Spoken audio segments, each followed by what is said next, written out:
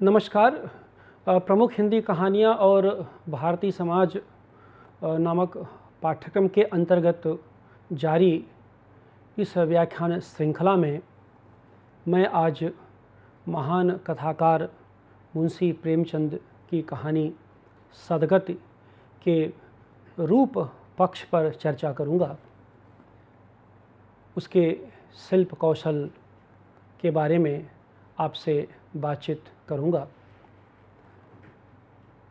आपने सदगत कहानी पर हुए मेरे पिछले व्याख्यान में इस कहानी के अंतर्वस्तु के बारे में सुना। उस वस्तु योजना के अंतर्गत मैंने आपको यह बताया कि एक सामंती संरचना में एक जटिल वर्ण व्यवस्था में एक सामंतवादी मनस्थितियों की सांस्कृतिक व्यवस्था में एक पुरोहित ब्राह्मण वर्ग का प्रतिनिधित्व करने वाला व्यक्ति कैसे अपने ज्ञान के आधार पर, अपने पांडित्य के आधार पर दुखी नाम के एक श्रमिक किसान गरीब का शोषण करता है और जिसके केंद्र में बेटी के साइत बिचरवाने की घटना घटित होती है। उस पूरे कथानक की त्रासदी के बारे में आपको मैंने बताया था और यह बताते हुए मैंने यह भी बताया था कि प्रेमचंद ने सदगत नामक कहानी के शब्द के माध्यम से ही उसमें प्रतीकात्मक अर्थ उपस्थित किया था, जिसमें यथार्थ का चित्रण करते हुए प्रेमचंद ने उस यथार्थ को बदलने की भी बात की थी। और यही वजह है कि प्रेमचंद साहित्य के उद्देश्य में अपने उस निबंध में लगातार कहते रहे कि अब सौंदर्य का मेयार बदलना होगा, सौंदर्य की कसौटी बदलनी होगी।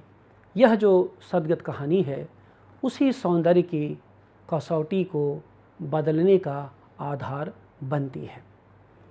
इस संदर्भ में मैंने उस कथानक वाले हिस्से के अंतर्गत आरंभ में ही मैंने बताया था कि संवाद पति पत्नी के बीच कैसे घटित होता है। दुखी चमार और उसकी पत्नी के बीच के जिस संवाद का जिक्र मैंने पिछले व्याख्यान में किया था, जिसमें दुखी बहुत मनहूस होकर के अपनी पत्नी से कहता है कि तुम भी क्या फालतू की बात करती हो, ठकुराने वाले मुझे खटिया देंगे। अब यह जो सवाल था यह वर्ण व्यवस्था की त्रासदी को व्यक्त करता है। इसी पक्ष पर हम इस व्याख्यान में और गंभीरता से और गहराई से जिक्र करेंगे, अपनी बात रखेंगे, क्योंकि इस व्याख्यान के हिस्से में मुझे इस कहानी के अंतर्गत के संवाद के बारे में, उसके भाषाई शिल्प योजना के बारे में और उस कहानी के पाठक के ऊपर पढ़ने वाले प्रभाव के बारे में अथवा कहानी के उद्देश्य के बारे में जिक्र करना है। तो आइए चलते हैं, आगे बढ़ते हैं और देखते हैं कि यह कहानी अपने संवाद, भाषाई विधान और उद्देश्य में कितनी सफल कहानी है और यह जो इसका संवाद है किस तरह से वातावरण को और भी भयानक बनाता है और ख़ास करके कि इसकी जो भाषाई शिल्प विधान है वह अपनी व्यंग्य की धार से कैसे धार्मिकता के सामाजिक विसंगतियों को यह कहानी उद्घाटित करती है, उसे दर्ज करती है। अब जैसा कि मैंने पहले ही आपको बताया कि एक छुआछूत की एक प्रबल भावना से यह कहानी शुरू होती है और प्रसंग यह है कि जो दुखी है वह अपनी बेटी की साइत के संदर्भ से पंडित जी के घर जाने की बात करता है ताकि पंडित जी को मना चुना करके वह वापस लेता आए घर पर। और पिछले व्याख्यान मैंने आपको बताया था कि यही उस समाज की परंपरा भी हुआ करती थी। उधर पंडित जी के घर जो पहुंचता है, भूखा प्यासा, दिन चढ़ जाता है, घास का गट्ठर जो नजराने के तौर पर, क्योंकि उस समय की सामंती व्यवस्था में यह परंपरा थी कि गरीब आदमी जब किसी अमीर के बाद, छोटा आदमी जब किसी बड़े के पास मिलने जाता था तो कुछ ले करके जाता था।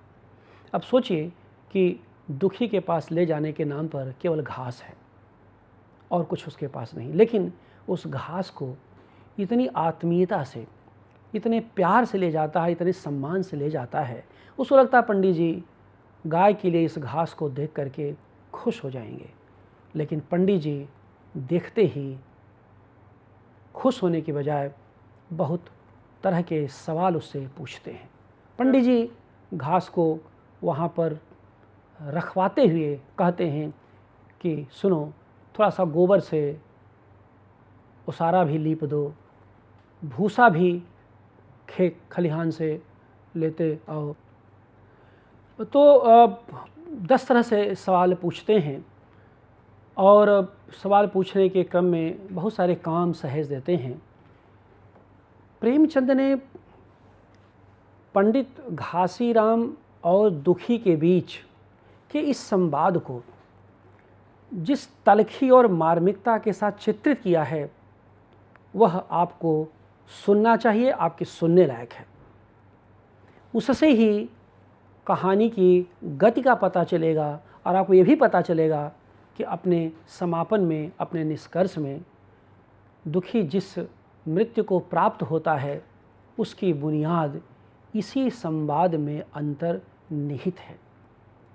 क्यों? क्योंकि दुखी से पंडित घासीराम जिस बेरहमी से, जिस क्रूरता से काम सहेजते हैं और खुद काम सहेज करके घर के भीतर खाना खाने चले जाते हैं और फिर वो कहते हैं कि पहले खाना खाने के बाद सोऊंगा, आराम करूंगा, फिर शाम को मन होगा तो चलूंगा। यह उस पूरे जो सामाजिक वातावरण का चित्रण तो करता ही है, इसको संवाद के माध्यम से इस पूरे परिवेश को, इस पूरे वातावरण को प्रेमचंद ने बहुत ही घना और त्रासद रूप से रचा है। तो मैं चाहता हूं कि वह संवाद दोनों के बीच, घासीराम और दुखी के बीच का यह संवाद सुने कि खुद प्रेमचंद ने कैसे उसको दर्ज किया है।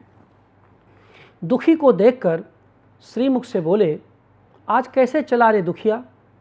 दुखी ने सिर झुकाकर कहा, बिटिया की सगाई कर रहा हूँ महाराज, कुछ साइत सगुन विचारना है, कब मर्जी होगी?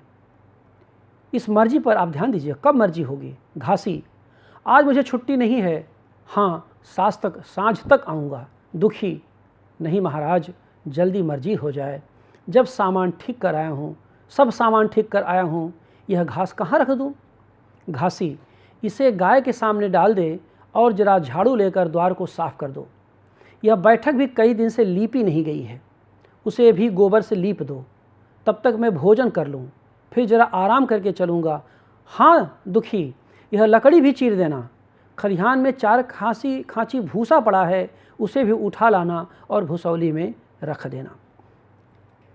अब इस संवादधर्मी विडंबना को देखिए तो क्या स्थिति होती है कि किस तरह से उसको काम सहेजा जाता है और यह करते हुए वह दुखी कैसे पंडित जी का आदेश मान करके इन सारे कामों में लग जाता है। कामों में लगने के बाद वह गोबर से लीपता भी है, भूसा भी ढोता है, लेकिन जाहिर सी बात है लकड़ी का गट्ठर भी काटने की कोशिश करता है, गट्ठर नहीं टूटता, नहीं कटता, तो वह भूखा प्यासा वह कहीं से तम्बाकू का इंतज़ाम करता है गांव से। अब सवाल ये था कि वहाँ पर जो चमराने जाता है, जो चमारों की बस्ती थी वहाँ जाता है, वहाँ आग उसे नहीं मिलती लेकिन तम्बाकू मिल जाता है। अब त्रासदी देखिए, क्योंकि आग का न मिलना क्या मतलब हुआ कि चूल्हा चौका बुझ चुका है, क्योंकि दिन चढ़ आया है, लगभग 2 बजे का दिन हो चुका है, 2-2:30 का समय है ये। तो गरीबों के घर में 12 बजे, उसके पहले 11 बजे खाना वाना बन करके चूल्हा चौका ख़त्म हो जाता है, तो आग कहाँ से मिलेगी। अब सवाल था कि आग कहाँ से मिलेगी। तो आग के लिए पंडिताइन का घर था, क्योंकि पंडित जी अभी खाना खाने गए हैं तो आग ज़रूर होगी। उस आग का जो चित्रण है वह बहुत ही मार्मिक है, और वही वजह है कि दुखी उस आग को जब मांगने जाता है और पंडिताइन का जो आक्रोश होता है वह भी इस कहानी के संवाद का हिस्सा है। और यह संवाद भी बहुत ही मार्मिक है, जो कि कहानी को गति देता है। ज़रा उस संवाद को देखें। दुखी कुछ काम करता हुआ बरौठे के द्वार पर खड़ा होकर बोला, मालिक रच के आग मिल जाए तो चिलम पी लूँ। पंडित जी भोजन कर रहे थे। पंडिताइन ने पूछा, यह कौन आदमी आग मांग रहा है। पंडित जी बोले, अरे वही ससुरा दुखिया चमार है, कहा है थोड़ी सी लकड़ी चीर दे, आग तो है, दे दो ना। पंडिताइन ने भवे चढ़ाकर कहा, तुम्हें तो जैसे पोथी पतरे के फेर में धर्म कर्म किसी बात की सुध ही नहीं रहती। चमार हो, धोबी हो, पासी हो, मुंह उठाए घर में चला आए। हिंदू का घर न हुआ कोई सराय हुई, कह दो दाढ़ी जार से चला जाए, नहीं तो इस लुहाठे से मुंह झुलस दूंगी, आग मांगने चले। पंडित जी ने उन्हें समझाकर कहा, भीतर आ गया तो क्या हुआ, तुम्हारी कोई चीज़ तो नहीं छुई। धरती पवित्र है, जरा सी आग दे दे। क्यों नहीं देती, काम तो हमारा ही कर रहा है। कोई लोनिया ही लकड़ी फाड़ता तो कम से कम 4 आने लेता। पंडिताई ने गरज कर कहा, वह घर में क्यों आया। पंडित ने हार कर कहा, ससुरे का अभाग था, और क्या। पंडिताइन ने कहा, अच्छा इस वक्त तो आग दिए देती हूँ, लेकिन फिर जो इस तरह घर में आएगा तो उसका मुँह ही जला दूंगी। अब जरा देखिए कि अगर दोबारा आया तो उसका मुँह जला दूंगी। कौन सा अपराध किया दुखी ने, आग ही तो मांग रहा था। पंडित भी पंडिताइन को समझा रहे हैं कि भाई आग तो है, दे दो। उसमें मुँह जलाने की बातें, मुँह झोंसाने की बातें कहाँ से आ गई। लेकिन पंडिताइन की आक्रामकता देखिए। और यह विचित्र स्थिति है कि सामान्यतः ये माना जाता है कि औरतें पुरुषों की तुलना में ज़्यादा उदार होती हैं, लेकिन पंडिताइन का यह चरित्र बताता है कि पंडित के घर में रहने वाली पंडिताइन पंडित से ज़्यादा आक्रामक हैं। अर्थात उनके भीतर छुआछूत का भेद सबसे ज़्यादा है। धोबी, चमार, पासी के जिस शब्दों से संबोधित करती हैं, और उसके साथ ये भी कहती हैं कि यह कोई सराय हो गई है, हिंदू धर्म का कोई विचार ही नहीं है, तो धोबी, चमार, पासी किस धर्म के हैं, किस संसार से आते हैं, किस धरती पर रहने वाले होते हैं। यह सवाल प्रेमचंद ने इस कहानी में पंडिताइन के माध्यम से किया और बताया है कि पंडित के पंडिताई की सख्ती और उनके आचरण को देखते देखते पंडिताइन भी उनसे ज़्यादा आक्रामक हो जाती हैं। उनमें स्त्रियोचित गुण बचता ही नहीं, जबकि उनमें करुणा होनी चाहिए थी, उनमें सहभागिता होनी चाहिए थी, उनमें सहयोग की भावना होनी चाहिए थी, उनका चित्त द्रवीभूत होना चाहिए था, द्रवणशीलता उनके चित्त का आकर्षण होनी चाहिए थी, लेकिन नहीं होती। यह संवाद के माध्यम से प्रेमचंद ने इस कहानी में दर्ज किया है। यह आपके जानने लायक है। इतना ही नहीं, कहानी अपने समापन की तरफ जब जाती है तो वह संवाद भी बड़ा ही मार्मिक है। जब दुखी लकड़ी काटते काटते मर जाता है और पूरे दिन चमारों की बस्ती से कोई नहीं आता उसकी लाश को फेंकने के लिए, क्योंकि चमारों ने विद्रोह कर दिया था।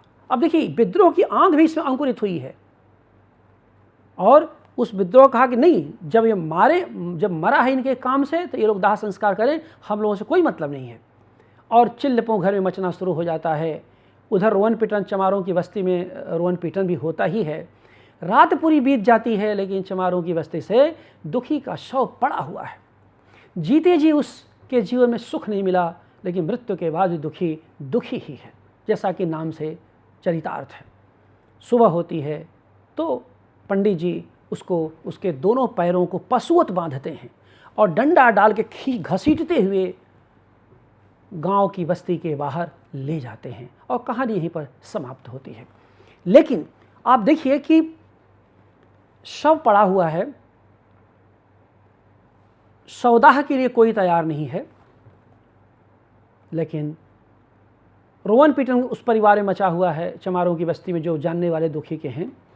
लेकिन पंडित जी की जो स्थिति देखिए, पंडित जी की परेशानी क्या है, पंडिताइन की। चमारों ने रोवन पीटन करके बस्ती में अनोर मचा रखा है, ऊधम मचा रखा है, जिससे उनकी नींद में खलल पैदा हो रहा है। ये त्रासदी है उस समाज की। 30 का समाज है, 30 के दशक का समाज है, 1930 के आसपास का समाज है। आज सोचिए 100 वर्ष में समाज कहाँ आया है, हम कितनी गति किए हैं, हमारी कितनी प्रगति है, और आज के ठीक 100 साल पहले हम कहाँ थे। तो जैसा हम लोग कहते हैं कि टेक्नोलॉजी ने, बाजार ने, खास के प्रौद्योगिकी, तकनीक ने हमें बहुत विकसित किया है। और आप जो प्रौद्योगिकी से जुड़े हुए छात्र हैं, आप समझ सकते हैं, क्योंकि आप इस त्रासदी को, इस 2022 में इस त्रासदी को शायद न जानते हो, नहीं देख सकते, होना भी नहीं चाहिए, गलत है, अपराध है, मनुष्यता के लिए अभिशाप अगर ऐसा कहीं घटित होता है तो। लेकिन आपको जानना चाहिए कि 2022 में जब हम पहुँचे हैं तो 1922 का समाज, 100 साल पहले का समाज क्या था। क्योंकि यह वही दौर है जब दुनिया में स्पेनिश फ्लू आया था, और आज जब मैं यहाँ आपके बीच व्याख्यान दे रहा हूँ तो कोरोना का दौर है। कि 100 साल पहले इस धरती पर महामारी आ चुकी थी। वह महामारी का दंश अलग था, भूखमरी का दंश अलग था, पीड़ा का दंश अलग था, सूखा का दंश अलग था। लेकिन इससे बड़ा जो जातीय विद्वेष था, धार्मिक संकीर्णताएं थी, भारतीय समाज को उसने बर्बाद करके रख दिया था। और उसको आवाज़ किसने दिया, इसको चित्रित किसने किया? एक लेखक ने। इसी नाते मैं हमेशा कहता हूँ अपने छात्रों से, आपसे भी कह रहा हूँ कि आप किसी भी भाषा का साहित्य पढ़ें, लेकिन आपको एक साहित्य अवश्य पढ़ना चाहिए, किसी भी दुनिया की भाषा को। क्यों? क्योंकि साहित्य संवेदना का वह विस्फोटक तत्व होता है जो दुनिया के किसी अन्य ज्ञान विज्ञान के अनुशासन में आ ही नहीं सकता, क्योंकि मनुष्य के बुनियादी मन को संबोधित करता, उसकी संवेदना को संबोधित करता है। तो विज्ञान और तकनीक की और प्रौद्योगिकी की इस उन्नत विकास में भी हमें मानवीय संवेदना को बचाने की कोशिश करनी चाहिए। इसी कारण से यह पाठ्यक्रम आपके लिए प्रस्तुत किया गया है कि आप जहाँ भी रहें अपनी ज़मीन को न भूलें, अपनी जड़ों को न भूलें, और दुखी जैसे लोगों के शोषण को कभी मत भूलिए। तब आपको पता चलेगा कि सामाजिक होने का क्या मतलब होता है। अब जैसे मैं आपको ये जो डायलॉग है, उस डायलॉग पढ़ के मैं आपको सुनाता हूँ। जो डायलॉग था कि एक तरफ मृत्यु हो रही है, एक मृत्यु का मातम है, और दूसरी तरफ पंडित जी की नींद में दखल हो रही है। कितना शोषण रहा होगा उस समय, कैसी विडंबना है जिसे प्रेमचंद ने अपनी सधी कलम से चित्रित किया है। ये जरा डायलॉग सुनिए। पंडिताइन ने झुंझलाकर कहा, इन डायनों ने तो खोपड़ी चाट डाली, सबों का गला भी नहीं पकता। पंडित ने कहा, रोने दो चुड़ैलों को, कब तक रोएंगी? जीता था तो कोई बात नहीं पूछता था, मर गया तो कोलाहल मचाने के लिए सब के सब आ पहुँचे। पंडिताइन ने कहा, चमार का रोना मनहूस है। पंडित ने कहा, हाँ बहुत मनहूस। पंडिताइन ने कहा, अभी से दुर्गंध उठने लगी। पंडित ने कहा, चमार था ससुरा की नहीं, साध असाध किसी का विचार है इन सबों को? पंडिताइन, इन सबों को घिन भी नहीं आती। पंडित, भ्रष्ट हैं सब। अब आप देखिए, पंडिताइन इन सबों को घिन नहीं आती है, पंडित भ्रष्ट हैं सब। भ्रष्ट कौन है? भ्रष्ट जो पंडित है, जो पंडित घासीराम जो भ्रष्ट है अपने आचरण में, अपने व्यवहार में, अपने जीवन में, वह दुखी मरे दुखी को संबोधित करता हुआ कह रहा सब के सब भ्रष्ट हैं, क्योंकि उसके परिवेश के लोग, उससे जुड़े हुए लोग रो रहे हैं। तो क्या हंसना चाहिए था? क्या पंडित की खुशामद करनी चाहिए थी? क्या उनकी आरती उतारनी चाहिए थी? तो आप सोच सकते हैं जब मैं यह व्याख्यान आपसे दे रहा हूं तो मुझे गुस्सा आ रही है, तो आपको सुन के कितनी गुस्सा आएगी। यही इस कहानी का प्रमुख उद्देश्य भी है कि आपकी अंतर आत्मा को कुरेद देना, उसमें धड़कती हुई आग को और प्रज्वलित कर देना, और तब सामाजिक परिवर्तन की वह लहर उठेगी जिसमें घासीराम को नीचे उतरना होगा और दुखी को ऊपर चढ़ना होगा। अन्यथा कुछ भी संभव नहीं है। नहीं तो चुड़ैल डायन यही सब सुनाई देता रहेगा और यही स्थिति जो कहावत कहलाती है कि जबरा मारे रोए न दे। पंडित मारते भी हैं और रोने भी नहीं देते। यह इस कहानी के संवाद से प्रकट होता है। इसी विडंबना को कहानी का संवाद विस्तार देता है और इसी तरह यह कहानी संवाद को गति देती है और उसके मार्मिक स्थलों की पहचान भी करती है। इसी संदर्भ में मैं कहानी की भाषा के बारे में कुछ आपसे बात करना चाहता हूँ। इस कहानी की भाषा, जैसा मैंने पहले कहा, व्यंग्य प्रधान और सांकेतिक है और शैली प्रतीकात्मक है। प्रेमचंद ने व्यंग्यात्मक भाषा का जबरदस्त प्रयोग किया है, जिससे इस कहानी का वातावरण और चारित्रिक विसंगति खुलकर सामने आ जाते हैं। असल में प्रेमचंद खुद इस सामंती पुरोहिती व्यवस्था का पतन देखने के पक्षधर रचनाकार रहे हैं, जो यह समझते थे कि जब तक यह व्यवस्था समाप्त नहीं होगी तब तक दुखी जैसे गरीबों की हालत ऐसे ही चलती रहेगी। वे सेवा करते हुए भी एक गुमनाम जिंदगी जीने और दुखद मौत के लिए अभिशप्त होंगे। इसीलिए इस पूरी कहानी में उन्होंने प्रेमचंद ने अर्थात उर्दू मिश्रित हिंदी भाषा का ज़बरदस्त व्यंग्यात्मक प्रयोग किया है, जिससे अधिकतम लोगों तक वे अपनी बात को पहुंचा सकें। भाषा का यह नमूना देखें जिसमें पंडित जी के यहाँ जाने के पहले वह किस तरह घास का एक बड़ा गट्ठर तैयार करता है, जिसका अर्थ विस्तार अर्ज शब्द से और भी व्यापक हो जाता है। इस छोटे से वाक्य में खाली हाथ, बाबूजी की सेवा, नजराना आदि शब्द कितने व्यंजक हो उठे हैं, जो अपनी मारक वक्रता में दूरगामी प्रभाव छोड़ते हैं और वातावरण को और भी गहरा और घना बना देते हैं। जरा इस वातावरण को गहरा और घना बनाने वाले इस वाक्य की संरचना को सुने जो प्रेमचंद ने दर्ज किया है। उद्धरण है जो आपके सामने पढ़ रहा हूँ। इन बातों की ताकीद करके दुखी ने लकड़ी उठाई और घास का एक बड़ा सा गट्ठा लेकर पंडित जी से अर्ज करने चला। खाली हाथ बाबा जी की सेवा में कैसे जाता? नजराने के लिए उसके पास घास के सिवाय और था ही क्या? उसे खाली हाथ देखकर तो बाबा दूर से ही दुत्कारते। अब देखिए, खाली हाथ देख करके बाबा दूर से दुत्कारते। अब दूर से दुत्कारते खाली हाथ, क्यों भाई? क्या वो खाली हाथ नहीं आ सकता था? क्या खाली हाथ आने की छूट नहीं थी? क्या जो संपन्न नहीं होगा उसको आप इसी तरह दुत्कारते रहेंगे, इसी तरह से उसको गाली गलौच करते रहेंगे? ऐसा नहीं होना चाहिए था, लेकिन उस समाज में ऐसा ही होता है। क्यों? क्योंकि पंडित जी को मालूम था, घासीराम को मालूम था कि दुखी के पास कोई आवाज़ नहीं है, वो मरेगा भी तो कोई आवाज़ नहीं आएगी। और आप जानते ही हैं कि मरता भी है तो कोई आवाज़ उसके देह से नहीं निकलती, कोई आक्रोश नहीं निकलता। ये ज़रूर है कि मृत्यु के ठीक पहले लकड़ी का गट्ठर टूट जाता है। यह लकड़ी के गट्ठर के बीच फट जाना का संदर्भ तो प्रेमचंद ने अपनी ओर से मनुष्यता के मुक्ति के लिए रचा है एक आख्यान के रूप में, लेकिन अंततः दुखी तो अपनी ज़िंदगी हार जाता है, वो ज़िंदगी की गति में पराजित हो जाता है। लेकिन यह पराजय दुखी जैसे लोगों के लिए एक बड़ा और गहरा तमाचा है। इस तमाचे की गूंज हमारे तक आई है, 100 साल बाद सुनाई दे रही है और न जाने कितने 100 साल बाद तक यह गूंज सुनाई देती रहेगी। यह कहानीकार प्रेमचंद के भाषाई सामर्थ्य का सबसे बड़ा नमूना है और सबसे बड़ा प्रमाण है। यह भी आप देखिए इसके भाषा में कि प्रेमचंद ने एक जगह इस रूप में दर्ज किया है कि उनकी खेती यही थी, यानी दूसरे के पैसे पर पलना, दूसरे की कमाई पर पलना ही उनकी खेती थी, क्योंकि उनके पास कुछ नहीं था। तो एक तो श्रमिक था जो अपनी खेती करके अपना जीवन और अपने परिवार का पोषण करता था, और दूसरा बैठे ठाड़े पंडित जी थे जिनकी खेती ही थी दूसरे का शोषण करना।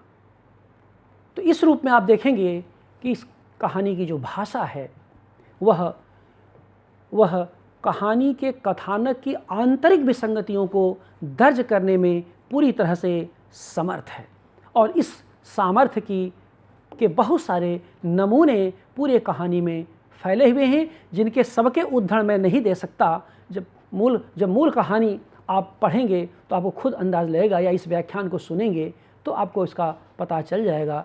लेकिन इतना ज़रूर है कि भाषा के रेसे रेसे में शोषण की आवाज़ गूंजती है और शोषण की अधिकतम आवाज़ को गूंजवाना ही प्रेमचंद ने की इस कहानी का लक्ष्य भी रहा है। इस क्रम में जरा सा आगे की जो स्थिति देखते हैं कि भूखे प्यासे दुखी के साथ पंडिताई ने जो व्यवहार किया वह बहुत ही बुरा था और जिसके बारे में मैंने पहले भी आपसे चित्रण किया है। यह असल में छुआछूत की संकीर्णता का चरम है जिसे यह कहानी दर्ज करती है। यही इस कहानी का भाषाई कौशल भी है कि पूरे परिवेश को प्रेमचंद प्रत्यक्ष कर देते हैं और इस पूरी व्यवस्था के प्रति पाठक के मन में एक प्रकार की नफरत पैदा कर देते हैं। जरा भाषा के इस नमूने को सुने। जब पंडिताइन आग लेकर निकली तो वह मानो स्वर्ग का वरदान पा गया। दोनों हाथ जोड़कर जमीन पर माथा टेकता हुआ बोला, पड़ाइन माता, मुझसे बड़ी भूल हुई है कि घर में चला आया। चमार की अकल ही तो ठहरी, इतने मूर्ख न होते तो लात क्यों खाते। पंडिताइन चिमटे से पकड़कर आग लाई, 5 हाथ की दूरी से घूंघट की आड़ से दुखी की तरफ फेंका। आग की बड़ी सी चिंगारी दुखी के सिर पर पड़ गई। जल्दी से पीछे हटकर सिर के झोंटे देने लगा। उसके मन में आया, यह एक पवित्र बाभन के घर को अपवित्र करने का फल है। भगवान ने कितनी जल्दी फल दे दिया। तभी तो इसी से संसार पंडितों से डरता है। अब आप देखिए कि इस भाषा में कितनी गहरी विडंबना है, कितनी प्रतीकात्मक गूंज है कि गुस्सा की जगह, नफरत पैदा करने की जगह दुखी स्वयं को कोसता है, आत्मधिक्कारता है, आत्म को धिक्कारता है, खुद को धिक्कारता है।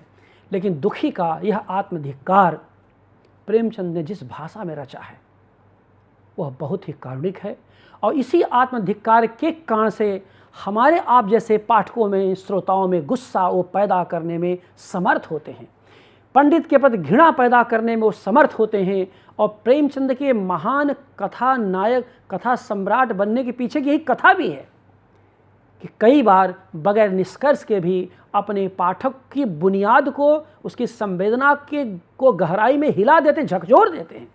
यह कहानी भी मनुष्य की, हम पाठकों की संवेदना को पूरी गहराई में झकझोर के रख देती है और यह बताती है कि जितना जल्दी हो सामंतवाद का पतन हो जाए, मर जाए सामंतवाद नष्ट हो जाए। और हुआ भी, इसी पर बुनियादी आकांक्षा के कारण से सामंतवाद भी नष्ट भी हुआ और उसके नष्ट होने के संकेत भी प्रेमचंद ने कुल्हाड़ी के माध्यम से अपनी कहानी में कर ही दिया ही है। क्योंकि जैसा मैंने कहा था कि वो फाड़ने में जिस तरह से वो समर्थ होता है दुखी, वह एक बहुत बड़ी बात है। अब इस तरह से आप देखेंगे कि ये कहानी अपने गहरे भाषाई प्रयोग के कारण शिल्प में खुली हुई है, क्योंकि कथाकार ने कोई निष्कर्ष इस कहानी में नहीं दिया है, उन्होंने पाठक पर ही सोचने के लिए छोड़ दिया है और इसी कारण यह कहानी पाठक की संवेदना को जागृत करने में पूरी तरह सफल हो सकी है। कोई भी आरोपित निष्कर्ष उन्होंने नहीं निकाला है, केवल उसकी मृत्यु पर एक ही वाक्य लिखते हैं वे, उधर दुखी की लाश को खेत में गीदड़ और गिद्ध, कुत्ते और कौवे नोच रहे थे। यही जीवन पर्यंत की भक्ति, सेवा और निष्ठा का पुरस्कार था।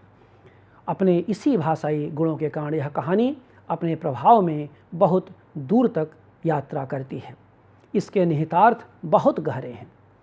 यह कहानी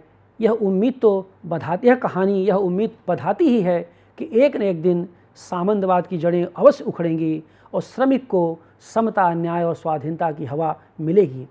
जिस समाज में प्रेमचंद लिख रहे थे और जिस समय में लिख रहे थे उसमें इन मूल्यों का पश्चिम में बहुत बोलबाला था, लेकिन भारत अपनी जड़ मूल्यों और संस्कारों में लिप्त था। पुरोहिती और पांडित्य की व्यवस्था ने एक गहरी खाई इस समाज में खोद दी थी। इस रूप में हम कह सकते हैं कि यह कहानी एक तरह की गहरी विडंबना को रेखांकित करती हुई प्रतीकात्मक कहानी है।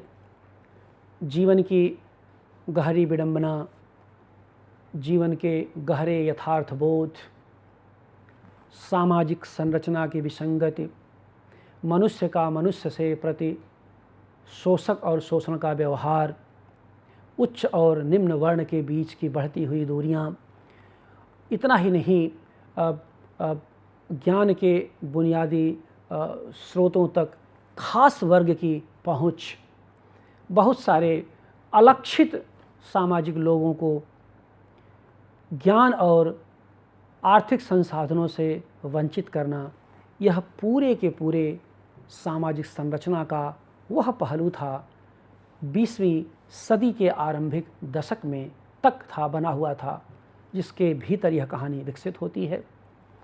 यह कहानी, जैसा मैंने कहा, कि उस समाज से गहरे नाभिनालबद्ध है जो समाज सामंती शोषण का शिकार था।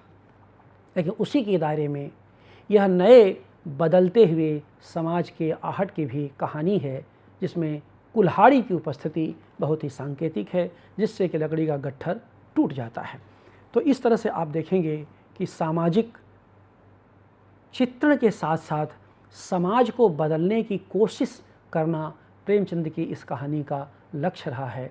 यह कहानी निश्चित रूप से अपने शिल्प में, जैसा कि मैंने पहले बताया, खुली हुई कहानी है और अपने खुलेपन के कारण ही यह कहानी कालजयी है और कालजीवी है।